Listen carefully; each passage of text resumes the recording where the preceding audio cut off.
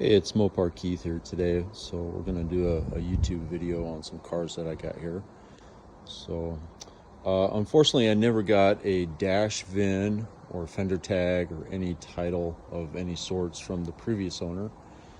He kind of sold me the car, had a fair price, and then ghosted me, and I can't get the dash or the VIN number from him.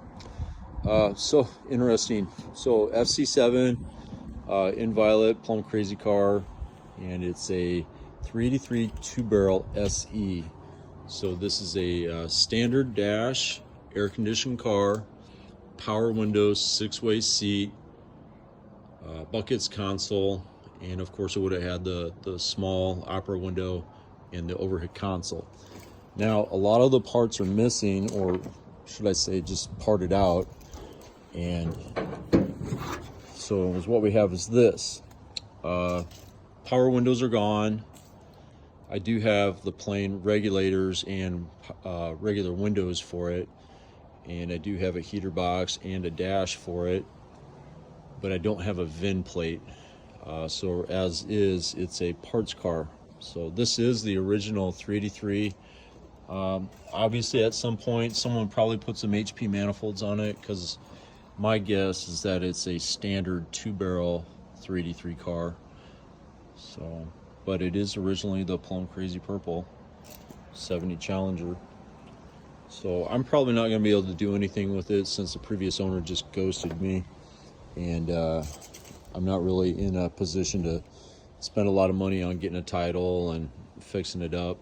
But I have collected a lot of parts for it. I've got bumpers, valance panels, and you know, some bucket seats and stuff like that. I do have a new roof skin that could go with it. So anyway, 73 SE car.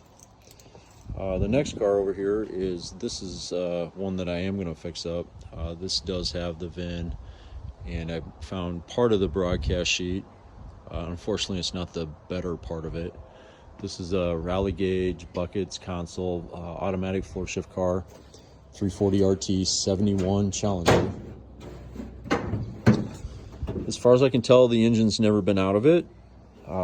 The owner from the 80s did put chrome valve covers and headers on it, but the engine mounts and everything looks super original and untouched, and as far as I can tell, it's the original engine. And I did find this in a barn. Well, I knew it was in the barn, but I finally got a chance to buy it, and unfortunately we still haven't found the fender tag. But you can see it's that original GY3, the Citron Yellow or Curious Yellow. So we pieced this car together. This was torn apart in the barn and sat for years and years. But I got it back together. It does run and drive, and just kind of piecing it together while I get a title for it. So that's my 71 Challenger 340 RT automatic car. Let's go over here, check out the inside here a little bit. Vinyl top car, plain gas cap. It does have the RT scoops on the side. This thing has gone through a lot of transformations over the years. So no air conditioning, just standard rally gauges, buckets, console. Nothing too fancy here. So when I got the car, I cleaned it out, dug up all the broadcast sheet pieces, and just thoroughly searched the car and the seats and just everything, and threw some Dynamat on the roof. And the upholstery is pretty good, but at some point I'm sure there was like a cat or some kind of animal that was living in it, destroyed that seat.